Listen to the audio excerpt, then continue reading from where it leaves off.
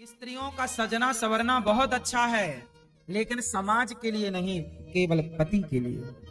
और आजकल की कुछ स्त्रियां हैं जो पति के सामने तो ऐसी घूमती रहेंगी, कंघी तक नहीं करेंगी, और बाहर जाएंगी तो वीडियो टिप टॉप बन करके। सजना संवरना किसके लिए है? पति के लिए। पति संग है, साथ है तो सजो। पति परदेश में है, किसी का पति परदेश में है तो उस स्त्री को अधिक श्रृंगार नहीं करना चाहिए। अच्छा बताओ, श्रृंगार किसके लिए होता है? बताओ जोर से। हाँ, लेकिन पति तो परदेश में काम में है, तो फिर श्रृंगार किसके लिए है?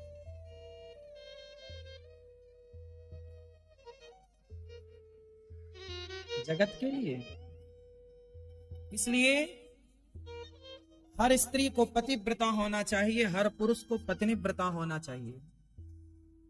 आज कितने केस ये चल रहे हैं कि कोई किसी को, आजकल तो गाने नौजवान लड़के अपने मोबाइल पर रिंगटोन लगाए रहते हैं, ताकते रहते तुझको सांझ सवेरे। आजकल तो भैया ताकने का ही जमाना है, देखने वाला जमाना तो चला गया। हमारे पुराने जमाने में लोग कहा करते थे कि देखो भालो तको मत, देखो भालो तको मत, बोलो चालो बको मत, चलो फिरो थको मत, और खाओ पियो छको मत। देखना बुरा नहीं है साहब, देखना तो जरूरी है, ताकना बुरा है। ताकना मतलब बस ऐसे टुक टुक देखती रहें, आंखों के सारे करते रहें, ये ताकना बुरा है। आजकल तो लड़के गाना गाते हैं, मेरे सामने वाली खिड़की में एक चांद का टुकड़ा।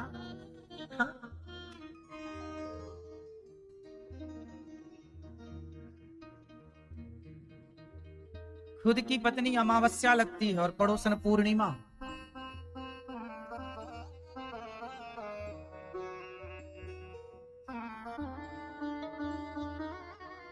अब ये सब उल्टी सीधी दिमाग में घुसी पड़ी हैं बातें, तो फिर क्या होता है, आदमी इन सब बातों से चरित्रहीन हो जाता है। समाज को चरित्रहीन बनाने में पिक्चरों का बहुत बड़ा योगदान है, मूवियों का, फिल्मों का। हाँ या ना? आजकल पिक्चरों का, मूवियों का समाज को, लड़कों को और लड़कियों को चरित्रहीन बनाने में मूवियों का बहुत बड़ा योगदान है। जो पिक्चर देखेगा उसका मन जरूर करेगा कि पत्नी के होते हुए भी एक दो और होनी चाहिए, क्योंकि पिक्चरों में यही है।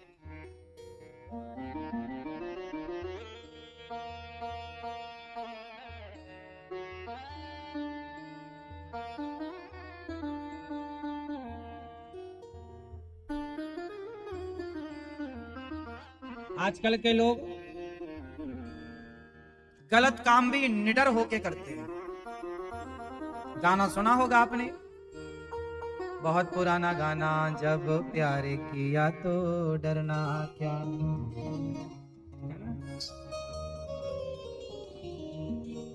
फिर क्या खुल्लम खुल्ला प्यार करेंगे, मतलब खुल्लम खुल्ला गलत काम करेंगे। इसलिए खुल्लम खुल्ला प्यार आप देख लो, हर शहर के शाम 4 बजने 5 बजते ही हर बड़े बड़े शहरों की सुनसान गलियों में, जहाँ जो कम सड़कें जहाँ चलती, सड़क में जाके देखना लड़का लड़की बैठे रहते हैं। बंबई में समुद्र के किनारे 4 बजते 5 बजते लड़का लड़की पहुंच जाते हैं, मधुमक्खी की तरह वहां बैठे रहते हैं। ये वही वाले लोग हैं, खुल्लम खुल्ला प्यार करेंगे।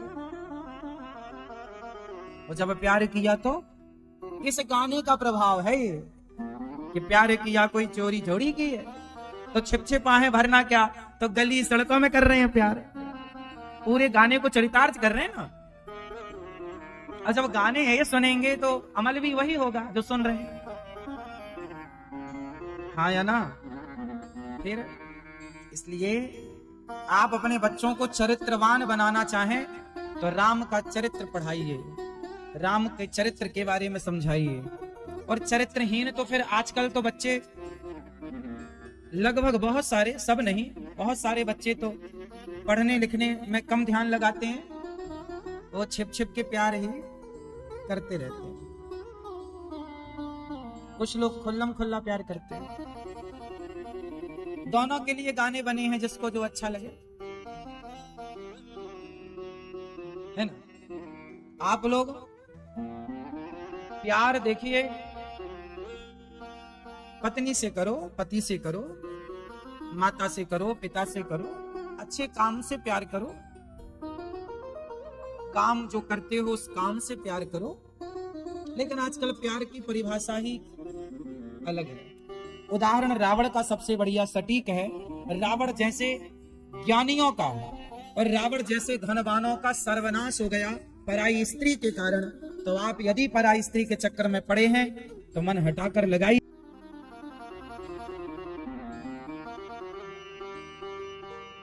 द्यूतम पानम स्त्रियः सूना मांस। आप लोग मांस खाते हैं? अंडा खाते हैं?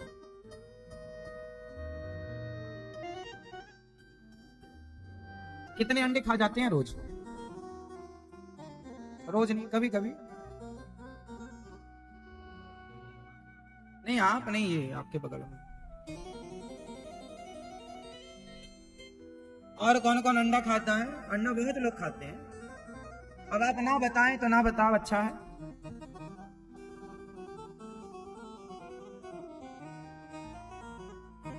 अंडा, मुर्गी, मछली बहुत लोग खाते हैं, खाना नहीं चाहिए।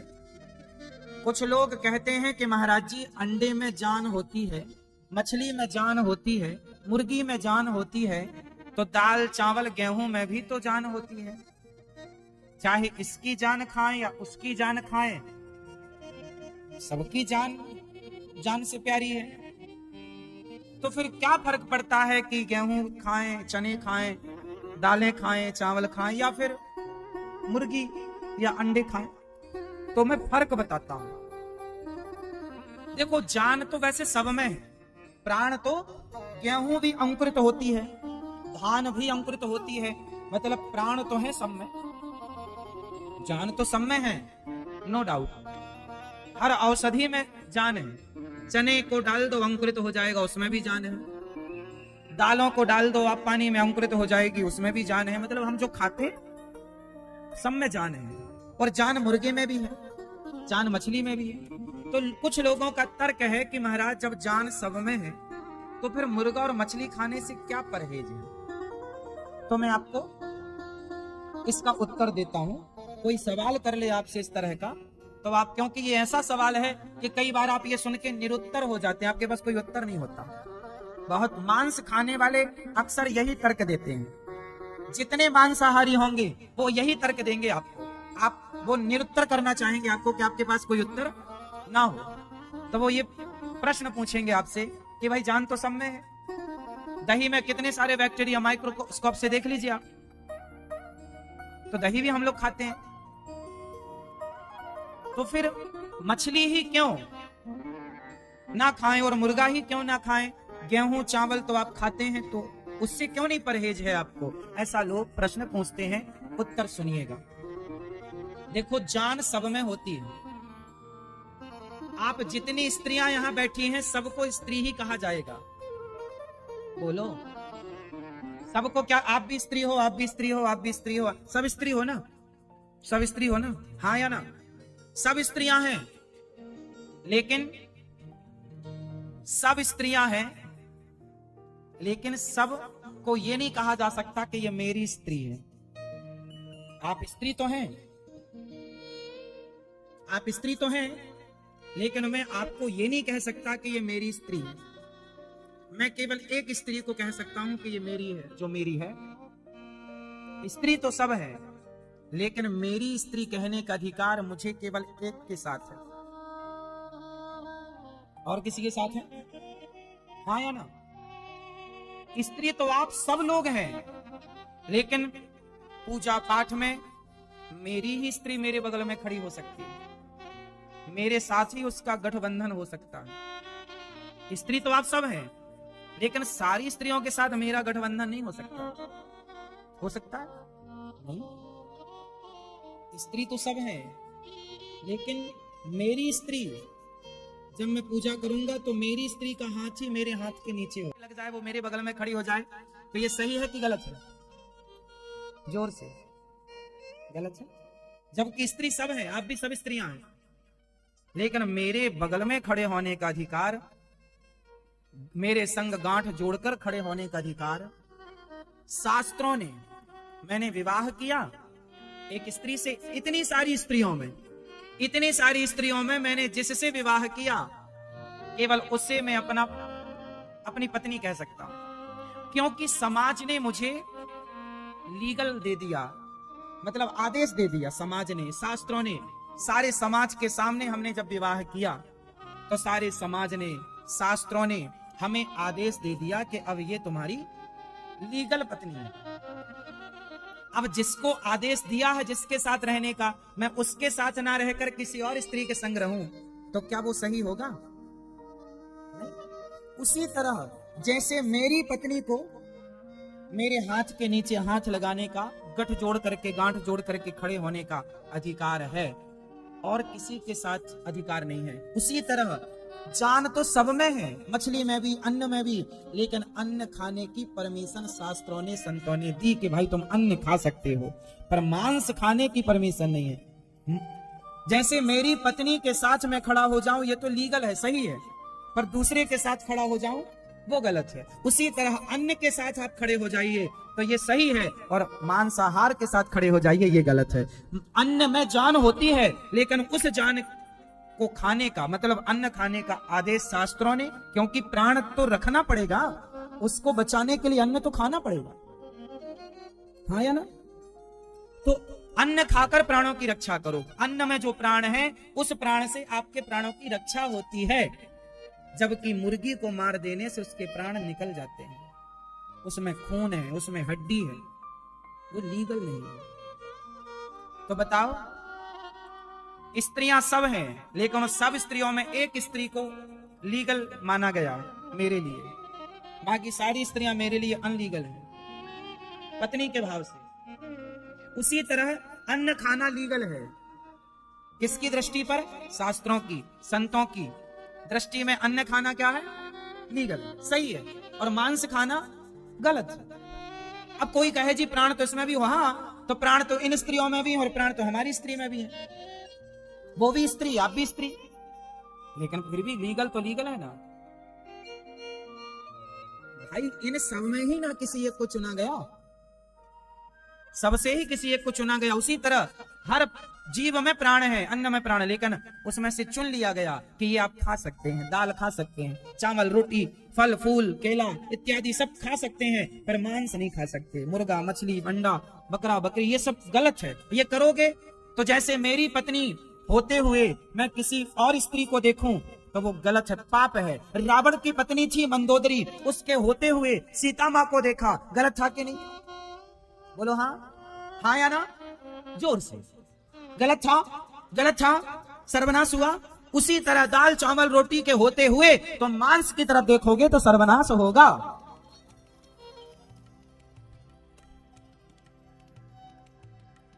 पत्नी अपनी है और अपनी को छोड़कर तुम दूसरे को देखोगे तो सर्वनाश। ऐसे आपके पास पेट भरने के ऑप्शन हैं, दाल चावल सब्जी रोटी फल फूल बादाम काजू से पेट भर लो। मसाले हैं हमारे यहाँ इतने बढ़िया स्वाद बढ़ाने के लिए, पेट भरो। अब ये छोड़ के आप मांस खाओ, किसी की टांग चबाओ, सर्वनाश होगा। रावण का हुआ, अपनी पत्नी को छोड़ के दूसरों की देखता है। क्या करनी है? जो गलत हो वही क्यों करना है भाई?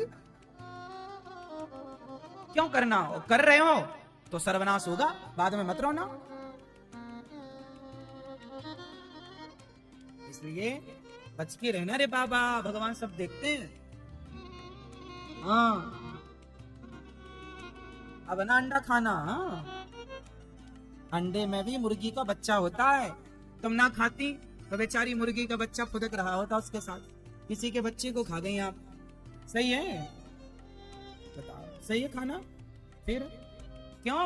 आपके पास क्या नहीं है खाने को? बढ़िया बढ़िया जूस पीजिए। बादाम में ताकत होती है कि नहीं? छुआरा मुनक्का में ताकत होती है कि नहीं? पिस्ता बादाम ताकतवर है कि नहीं? अंजीर खाओ। अंडा क्या खाते हो? अंजीर खाओ, पिस्ता खाओ, काजू खाओ, ताकत से भरे हैं, प्रोटीन से भरे हैं पदार्थ। क्या नहीं है? अंडे में प्रोटीन है क्या? बादाम में भी प्रोटीन है, दालों में भी प्रोटीन है, सोयाबीन में भी प्रोटीन है। सबसे ज्यादा प्रोटीन किस में होता है? सोयाबीन में। तो आप सोयाबीन नहीं खाती हो, अंडा खा लेती हो फोड़ के। आप लोग क्यों खाते हो? तो आज से कौन कौन भैया वो खाएगा जो खाने के लिए बना है? कितने लोग वो खाएंगे जो खाने के लिए बना है? कितने लोग अंडा, मुर्गी, मछली, बकरा, बकरी नहीं खाएंगे या नहीं खाते थे? जो नहीं खाते थे, नहीं खाएंगे, वो हाथ उठाएं। मैया सोलो मेरी माँ। अंडा खाती हो तो हाथ उठाओ। ये हाथ खाने में उठ रहा है कि नहीं खाने में? कलयुग का 5वां स्थान बेईमानी से कमाया धन है। बेईमानी ना करो साहब। राजा परीक्षित के सिर पर मुकुट थी, वो कलयुग आके बैठा, बुद्धि भ्रष्ट हो गई। नाश करता है कलयुग। सात परीक्षित जी की बुद्धि भ्रष्ट। देखो परीक्षित जैसों की बुद्धि कलयुग ने भ्रष्ट कर दी। क्या कर दी? कलयुग ने भ्रष्ट कर दी। संत जी का अपमान, संतों का कभी अपमान ना हो। कोशिश करो कि हम सबका सम्मान करें। हम किसी का अपमान, हमसे सबका सम्मान हो। हमसे किसी का अपमान, हमसे किसी का अपमान, हमसे किसी का अपमान ना हो।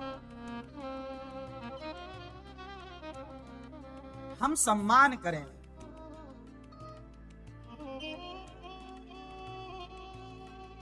परीक्षित जी ने मरा सांप डाल दिया। समीक जी के पुत्र श्रृंगी ने श्राप दे दिया। इति लंघित मर्यादम तक्षकः सप्तमे हरि। आज से 7वें दिन तक्षक में डसेगा और मृत्यु हो जाएगी।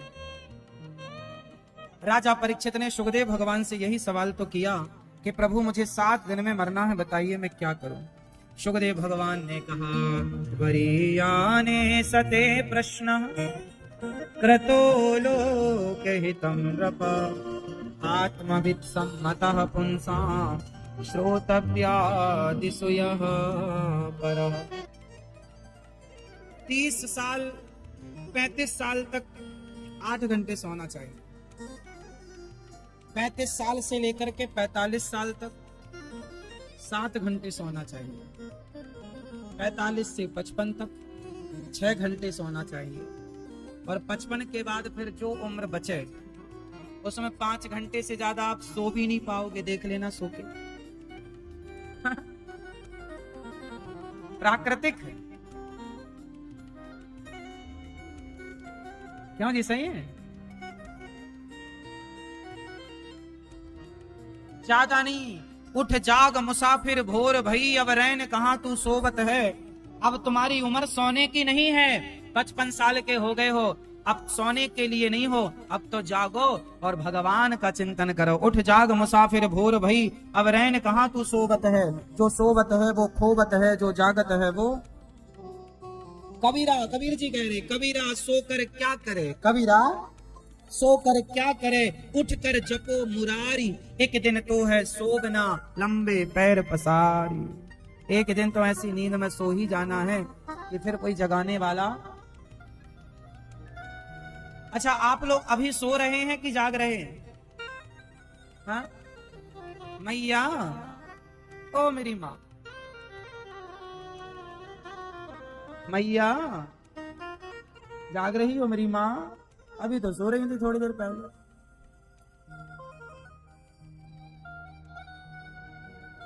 मैया, ओ मेरी माँ। आप लोग अभी सो रहे हैं कि जाग रहे हैं? जाग रहे हैं। अच्छा, जागा हुआ किसे मानेंगे आप?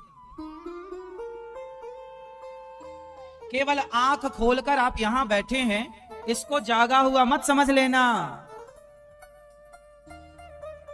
जागे हुए वो नहीं है जो आंखें खोलकर और बस उल्लू की तरह ताक रहे हैं। जागा हुआ कौन है?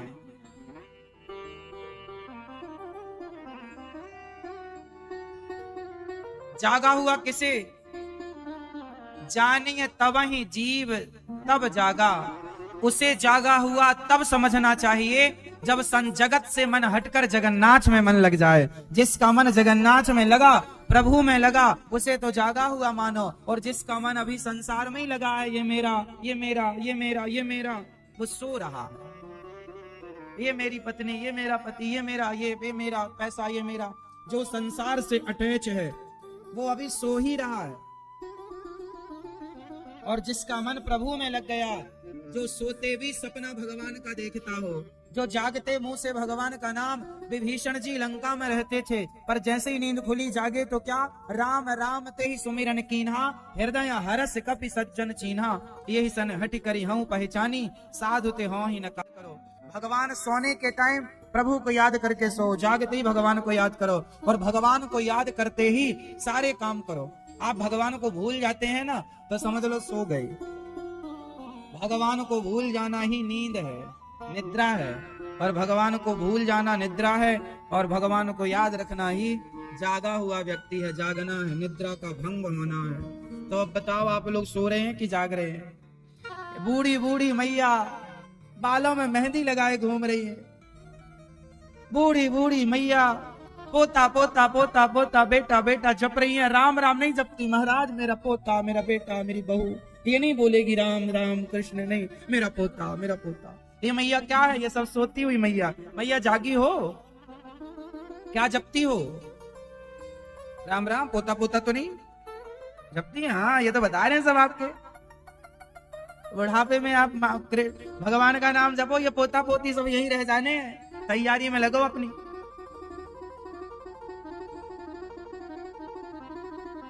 ना बेटा काम आएगा, हाँ, ना बेटी काम आएगी। मौत की शहजादी जिस दिन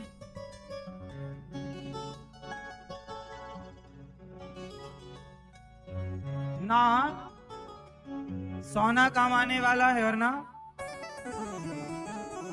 इसलिए हम आपसे कहते हैं कि ये मौत की शहजादी सज धज कर आएगी। उस दिन फिर ना सोना काम आएगा और ना चांदी काम आएगी।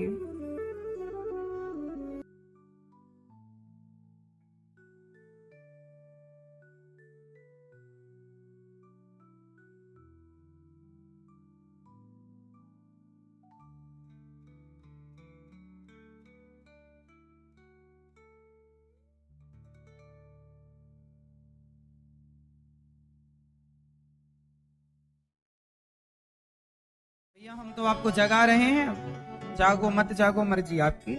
सुखदेव भगवान परीक्षित जी से कह रहे हैं, सत्याम क्षितौ किम कसिपोह प्रयासैर् बाहौ स्वसिद्ध्येयुपवर्हणै किम सत्यंजलौ किम पुरुधान्य पात्र्या दिग्वल्क्यलादौ सति किम दुकूलै चीराणि किम पथि न सन्ति दिशन्ति भिक्षा नैवांग्रिपाः परभृतः सरितोऽप्यशुष्यन् रुद्धा गुहा किमजितो वतिनोऽपि सन्नान् कस्मात् भजन्ति कवयो धन दुर्मदान्तान्।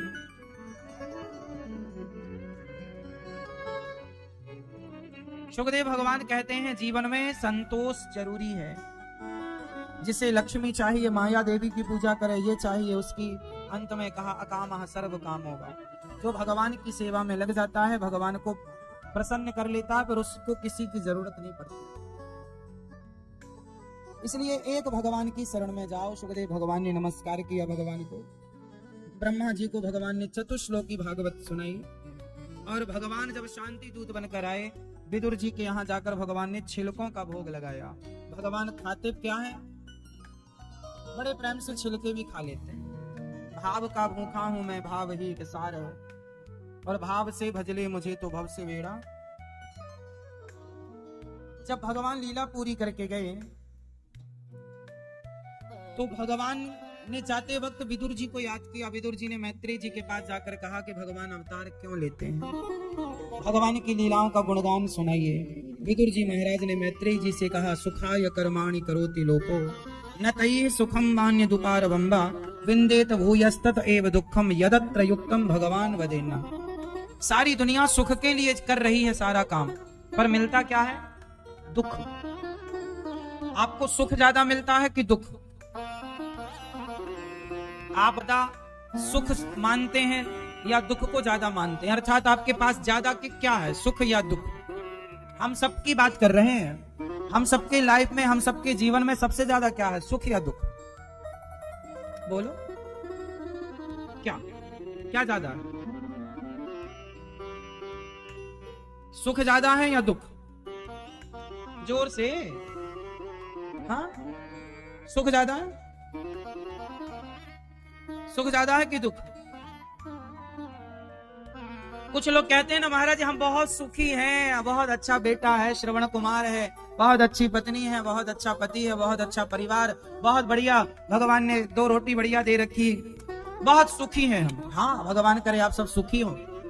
देखो, इस भाव से तो सुख ज्यादा है। यदि हम इस दृष्टिकोण से देखें कि सब बढ़िया है, तो सुखी ज्यादा है आदमी। रोता कभी कभी है, हंसता ठीक है, ठीक रहते। कभी कभी टेंशन आती है, कभी कभी परेशानियां आती हैं, पर वो चली जाती हैं, बाकी हम नॉर्मल रहते हैं। यदि इस हिसाब से देखें, सामान्य गणित से, तो सुख ज्यादा है। लेकिन एक्चुअल बात यह है कि जिसे आपने सुख माना है वो असली सुख नहीं है। वो तो ऐसा है, देखो, पेट भरना है तो आप चाउमीन, पिज्जा और बर्गर खा के भी पेट भर सकते हैं, लेकिन पेट बढ़िया सलाद खाएं, बढ़िया फल खाएं, बढ़िया बादाम खाएं, बढ़िया काजू खाएं, बढ़िया आहार लें, तो पेट तो भर जाता है, दोनों में भरेगा पेट मस्त। लेकिन शरीर के लिए ज्यादा लाभदायक क्या है? सब्जियां, सलाद, बढ़िया अंकुरित अनाज, या फिर चाउमीन, पिज्जा और बर्गर? यदि आप हेल्थ की बात करते हैं, लंबे टाइम स्वस्थ रहने की बात करते हैं, तो पिज्जा बर्गर खाने वाला जल्दी मरेगा, जल्दी मर जाएगा। वो बीमार होके तड़प तड़प के मरेगा, क्योंकि ये सब चीजें स्वास्थ्य के लिए बहुत नुकसानदायक। Chow mein, burger, pizza, Maggi, chips, ये सारी चीजें आपको तड़पा तड़पा के मारेंगी। ऐसी बीमारी होगी कि डॉक्टर को भी नहीं पता लगेगा कि बीमारी क्या है। और आप सलाद खाएंगे, सब्जियां खाएंगे, बढ़िया सिंपल, बढ़िया गाय का शुद्ध दूध पीजिए, शुद्ध घी खाइए, शुद्ध सब्जियां खाइए, शुद्ध बढ़िया अंकुरित अनाज खाइए, बढ़िया रोटी खाइए मक्के की।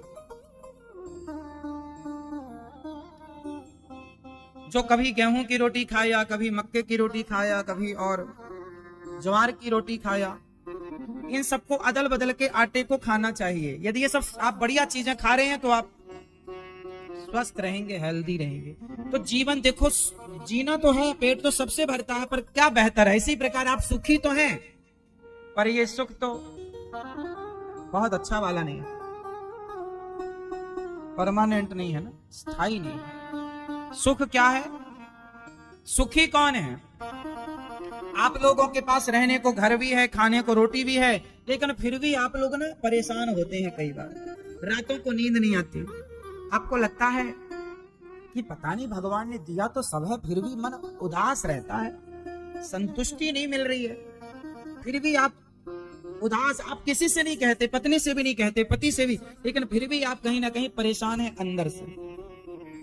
कुछ है जो आप कह भी नहीं पा, एक्सप्लेन नहीं कर पा रहे हैं कि मुझे क्या दिक्कत है, पर कुछ है।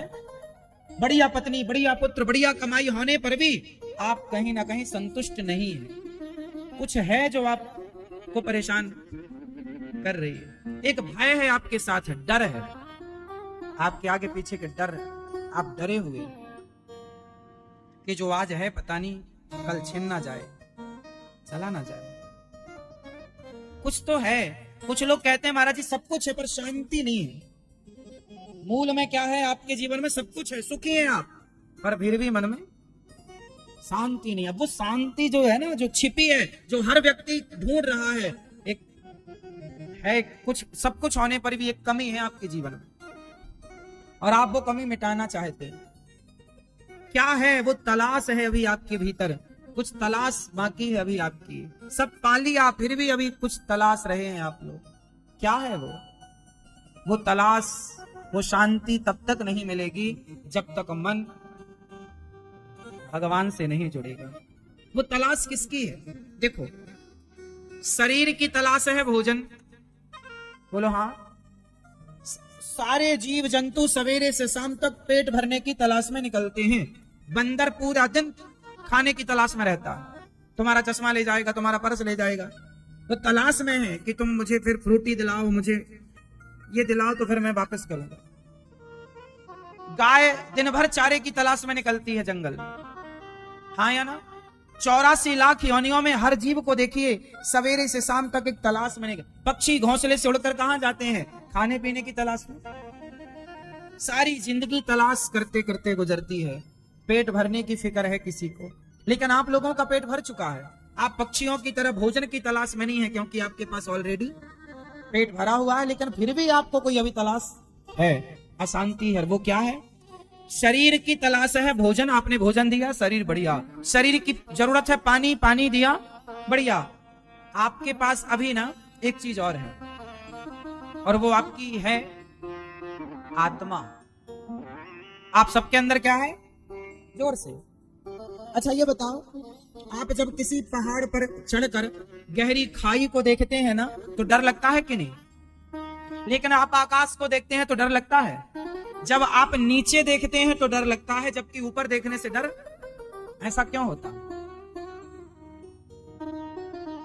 नीचे देखने से डर क्यों लगता? आप गिरे नहीं फिर भी डर रहे हैं, जबकि आप गहराई जितनी है उससे ज्यादा तो ऊंचाई है, जो ऊपर से नीचे की तरफ आती है। तो गहरा देखने से डर लगता है, तो ऊंचा देखने से क्यों नहीं लगता? बताओ क्या आप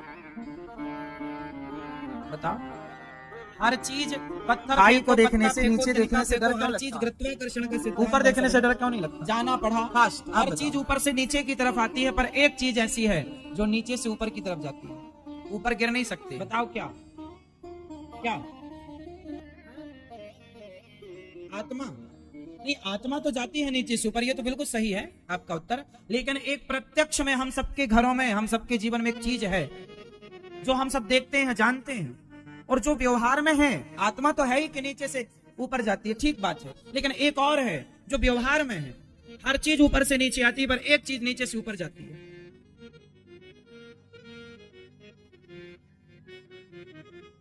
चलो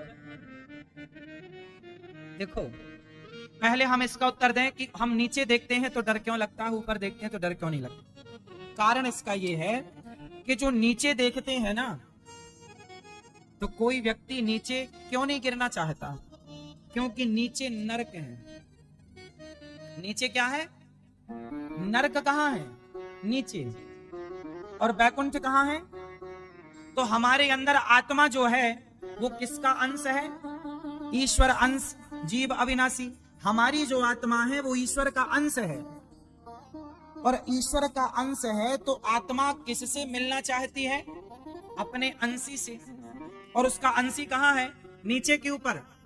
इसलिए जब आप नीचे देखते हैं तो डर लगता है, वो आत्मा डर जाती है कि कहीं, मतलब वो मन, वो बुद्धि डर जाती है, आप डर जाते हैं कि कहीं हम नीचे ना चले जाएं।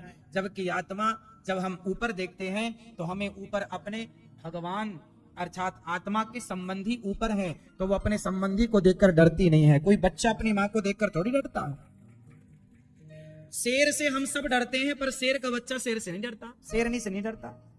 तो हम सब ईश्वर की संतान हैं, तो ईश्वर ऊपर वास करते हैं, तो हम ऊपर देखते हैं तो हमारी आत्मा को ऐसा लगता है कि ये तो हमारे अपने हैं। लेकिन नीचे जाने से डरती है वो आत्मा कि हम इस नरक में ना गिर जाएं, नीचे ना गिर जाएं। इसलिए नीचे देखने से डर लगता है, ऊपर देखने से डर नहीं लगता। हर चीज नीचे जाती है, पर एक चीज ऊपर जाती है, और वो क्या है?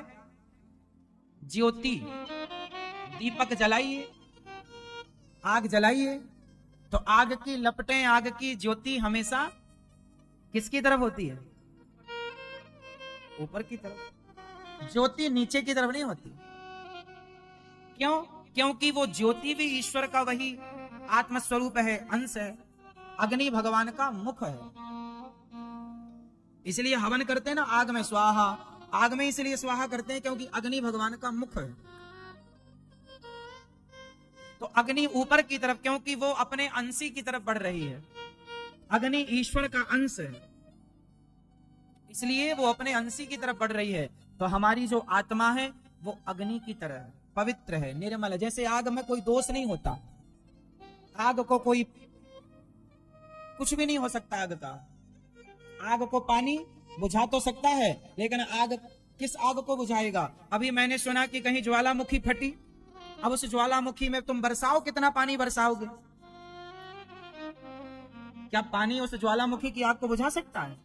फिर सामान्य माचिस की आग को तो बुझा देगा, ज्वालामुखी की आग को पानी कैसे बुझाएगा? कुल मिलाकर हमारी जो आत्मा है वो ईश्वर का अंश है और आत्मा परमात्मा से मिलना चाहती है। इसलिए आप उस परमात्मा से अपने आप को जोड़ कर रखो। ये ऊपर जाना चाहती है, पतन की ओर जाना नहीं चाहती।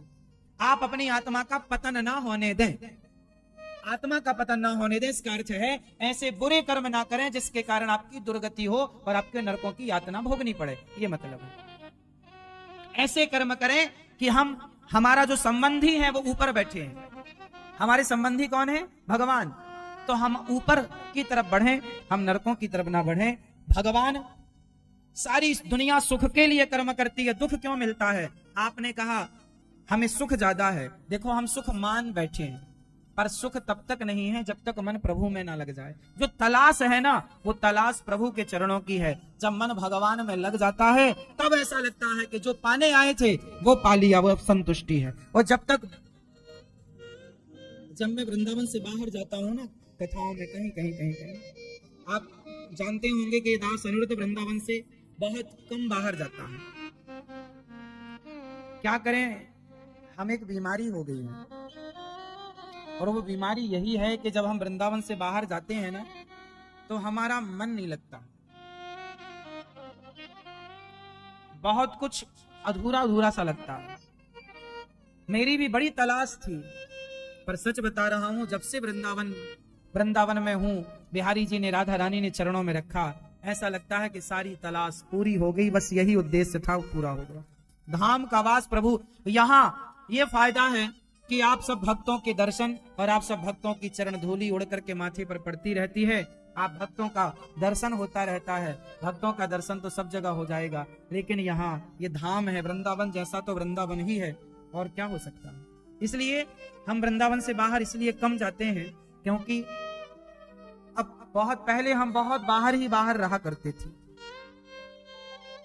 अब बिहारी जी ने यहाँ सेवा दे दी कि तुम यहीं रहो और यहीं कथा सुनाओ, यहीं सेवा करो।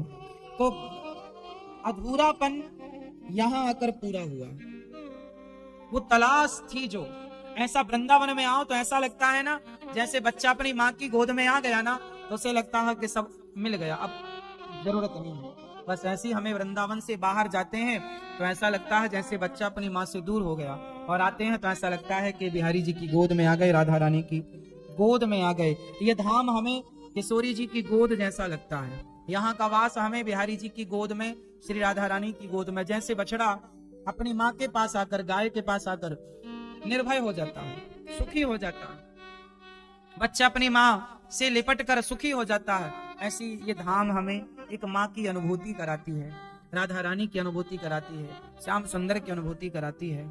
अब तो ऐसा लगता है कि अब जब शरीर ही पूरा हो तभी बाहर की कोई बात हो, वरना धाम वृंदावन तो वृंदावन सो वन नहीं, नंद गांव सो गांव, बंसी बट सो बट नहीं, कृष्ण नाम सो नाम।